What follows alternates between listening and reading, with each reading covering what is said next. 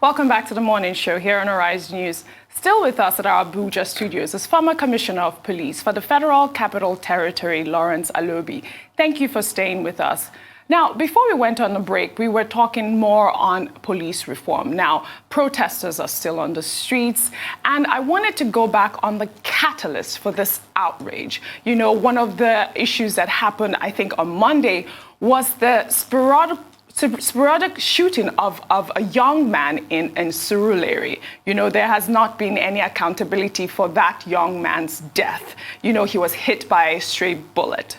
Now, my question is, how is it possible that the police force lets the police officers get away with such sporadic shooting without accountability? Aren't they supposed to be able to report their bullets? Like, how do you come back without, you know, accountability of your bullets? No. They have an internal system, mechanism, where you sign out bullets. You come back, you account for the number of bullets, and you don't also use bullets without, you must, what you call Force Order 237.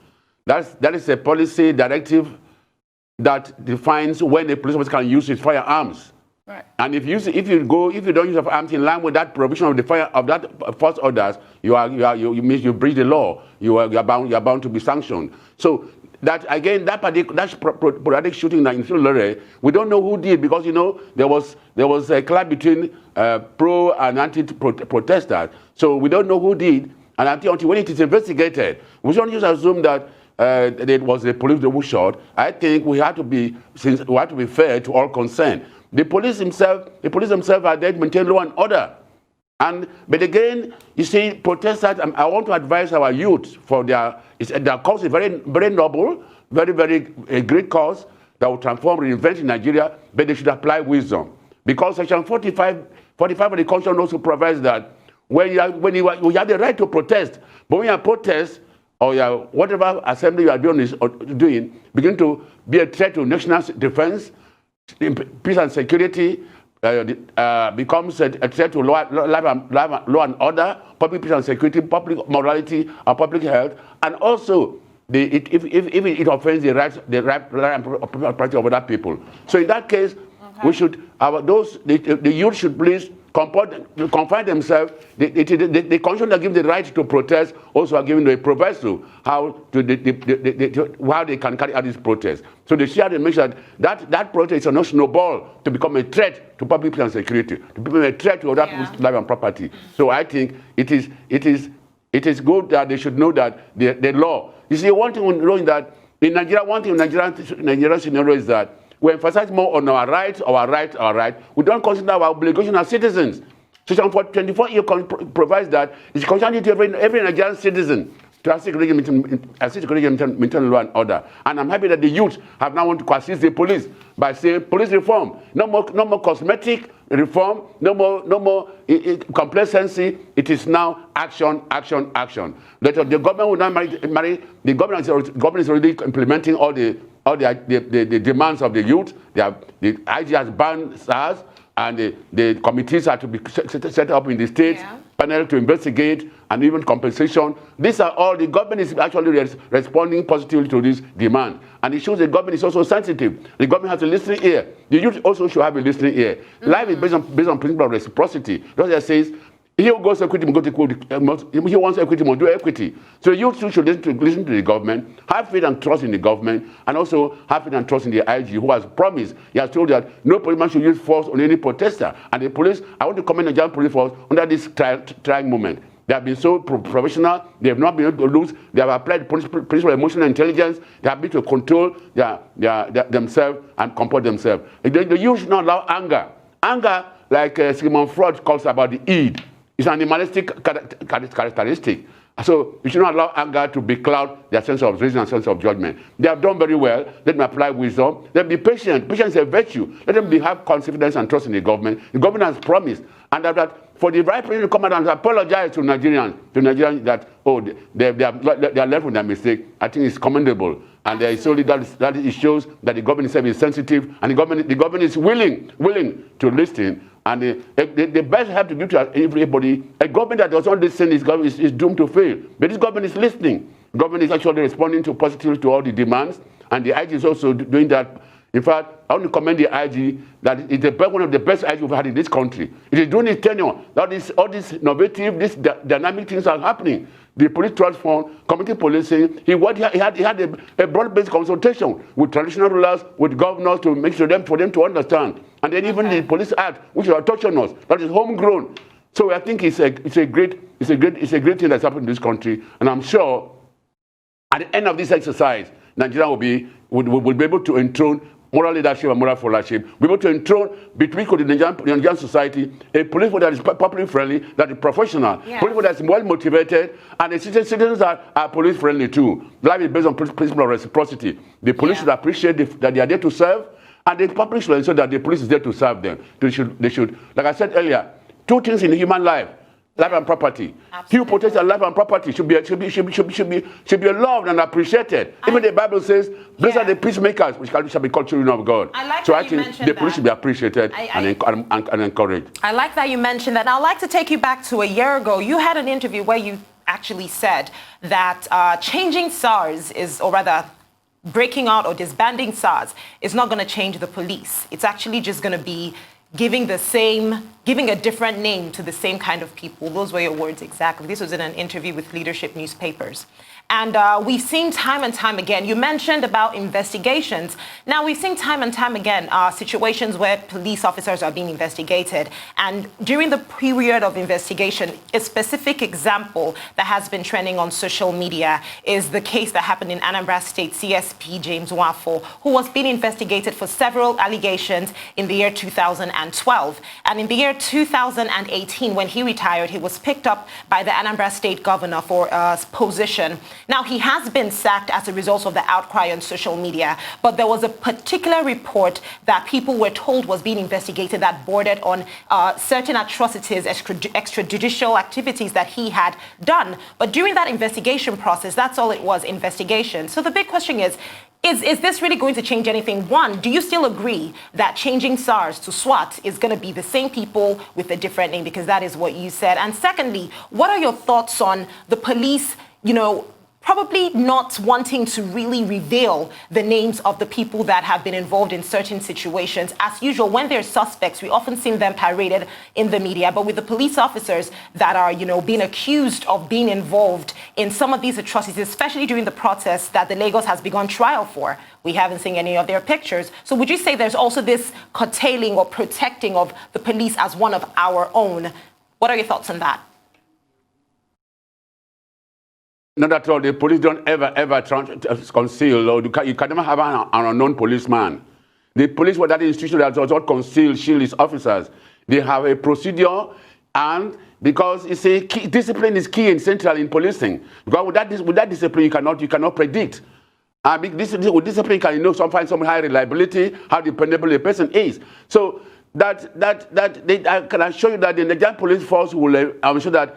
Or they carry out a discreet investigation to show that all those who are found culpable will be dealt with accordingly. They don't ever shield. That I can attest to that. And usually these investigations, these investigations, because I would just want to because that's what the movement that people are clamoring for is. The question of these investigations, is there a body that maybe a separate unit within the police that is set aside to investigate these cases?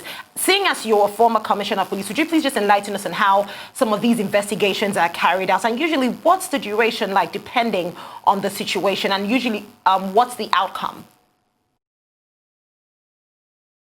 You see, investigation in all types of investigations is meant is a fact-finding process to be able to determine who did what. Who did what was the intention, and what was used in doing it. A crime is committed. Why did he do it? People are not culpable. They are out to establish, and then when it is that, is it within ambit of the law? You know, these are when all this is looked at it holistically, and there's a process and procedure. And when you go, and you don't also rush investigation. Rushing investigation like rushing justice. Justice is just you don't also delay investigation. It has to be painstaking. It has to be discreet. It has to be done in a very professional manner. So when it is carried out, and I say, like I said earlier, the police don't ever shield the offending officers. They don't. They will always bring them to book, because that is how. Because if they do that, you see, God is a revealing, and not seeing God, and all knowing God is a revealing God. When you shield criminality, tomorrow you may be a victim of criminality. So I know that in particular the present IG is a man with the fear of God and the fear of shame. You know, and when you have the fear of God, you don't want to do anything that will offend God. You don't want to do anything that will bring shame to you and to your institution. So I'm sure I can assure you that, and also the government has gone a step further, that setting a panel that will make up civil society, youth, stakeholders to be involved, not just police alone. So in that case, issue of a bias will not arise, because it's now kind of like a consultative panel to investigate, and it has to be all state governments have been enjoined to constitute that, and also even the pay compensation to victims of families of victims of this incident. So I think the government is actually very sincere, and I think the Nigerian youth and Nigerian population should have confidence in the police, have confidence in the government. Give them patience is a virtue, and again in life they should not carry this protest too far. Moderation is always very important in life. And then the issue of you mentioned SWAT. You say nature abhors a vacuum. And in security operations, you have to be proactive, you have to think ahead, plan ahead, and work ahead. If the IG has shown that it's an IG who is proactive, an IG who is creative thinking. Because if you are delayed, procrastination leads to failure. If you are not procrastinated and delayed, what the hoodlums will the whole society will be, there'll be anarchy. Where there's no law and order, there's anarchy. And when there's anarchy, the masses, the citizens suffer. So because it was proactive, and that proactive action has actually been to fill the vacuum, and that the SWAT. And I recommend to the IG and his management team, they should carry out democratic policing integrated with community policing consistently and in a very systematic manner. That every police officer, they should make it like if you read Animal Farm by George Orwell, when the Beasts of England, Beasts of Ireland, that anthem made every animal in the farm to be conscious of what they should do. So they should set out all the key points of democratic policing. Democratic policing is policing in conformity with democratic norms and values. You see, experts in policing and law enforcement have established that the type of government in the country determines the type of policing. That's why in the colonial administration, where the colonial master would just have to use the police against the people. The military came on board. Because they are not democratic. They will bring out the anachronic laws, Decree 4, Decree 2, repressiveness, brutality, and so forth. And the police now is a victim of this defective system. Honestly, the police now, looking for historical perspective, these attitudes are learned over time. So it is now left for the IG and amendment team, the police, to re-engineer itself, to reinvent itself, to carry out consistent and systematic training on democratic policing and community policing integrated together. That will make the Nigerian police force a force that is professional, a force that is public friendly, and in turn, it will make the citizens will be police friendly. So I think I can assure you that with what is going on, with the commitment of the IG and the federal government, I'm sure things will be better. And I also want to commend the youth. The youths have come to emancipate the police, because without the youth now coming to say reform the police, all I like to have been cosmetic. The reports are there. Today, the Nigerian police is the poorest spirit in the world. And that is supposed to be so. And this reform should please let it be sincere in our actions. Let it be in line with international best standard. Not Nigerian standard, international best standard. What is attainable in other crimes? In UK, in US, in South Africa, even Cameroon here, small country here. The police officers, they end better than police officers here. They make whistle, blowing whistle, everybody obeys. But here in Nigeria, a policeman will flag you down in traffic, you don't obey, rather you can bring abuse on the person. So I think let us reinvent ourselves. Like I said, this is a moral revolution by the youth. And I say this shows that youth can change the world. And that's what we said, that leaders should learn, officers of Nigerian police should learn, the citizens should learn, the youth also should learn, for us to bequeath to our next generation a police force that is public friendly and a Nigerian society that is police-friendly.